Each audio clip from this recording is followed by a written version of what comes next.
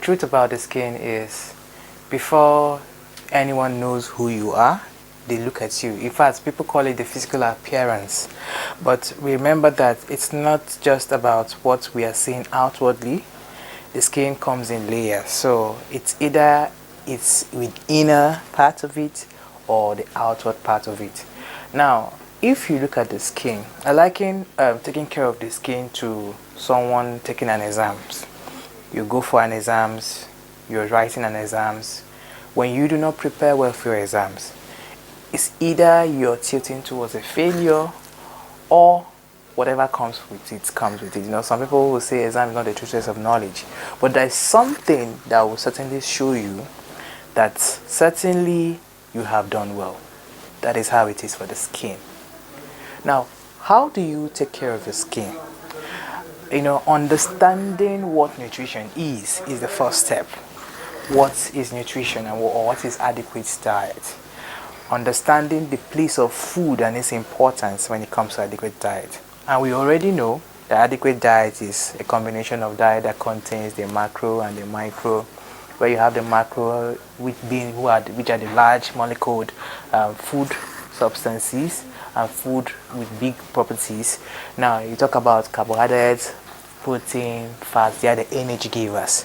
Then you talk about the micronutrients, which are vitamins, minerals, not excluding water, because water is a single nutrient on its own that has so many properties.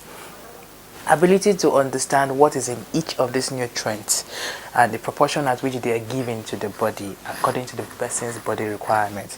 That is one of the things that tilts towards a healthy skin.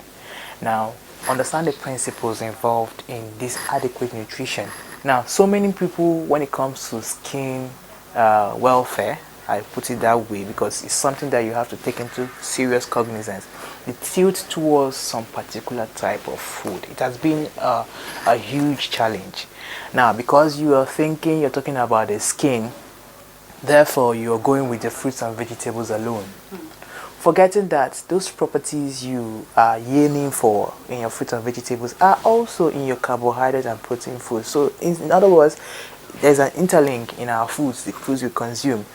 Okay, I give an instance. Someone will say egg is a proteinous food. Egg can also give zinc. Egg contains sodium.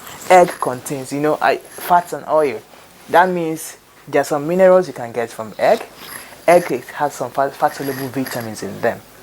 It's also a food you can feed the skin with. You can feed the skin with even your rice, sauce with your vegetables, and how you consume your meals. The most important thing to note is these particular foods you are consuming, are you abusing them again? Because when you try to feast on a particular type of nutrient, you're tilting towards having nutrient deficiencies. Because you're saying, I want to consume only pawpaw alone. There's an aftermath of it. If you consume it in excess, this is what it causes for you. If you consume it appropriately, in moderation, this is what it yields for you. And when you consume it, how do you consume them? How do you utilize that pawpaw? Must it be in juicy form? That's another thing to note. What particular form of food are you consuming? Is it in the solid? Is it in the liquid? So if we understand nutrition, adequate nutrition, understand the principles involved in them regarding our skin, and we eat healthy accordingly, just following the instructions involved, we will get a healthy skin. Because the moment we don't do that, we are either going to be undernourished or overnourished, because these are the two consequences of not getting it right. Undernutrition, you see that the person is beginning to become skinny, there's a wasting somewhere, the person is beginning to have discoloration of this, skin, dry, there's so much loss somewhere. But overnutrition, there's an obesity, of course. All of these things are effects to the skin. They are also altering the growth of the skin.